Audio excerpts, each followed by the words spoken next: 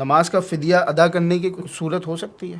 نماز کا فدیہ ادا کرنے کی بالکل صورت ہو سکتی ہے، لیکن زندگی میں نہیں ہوتا۔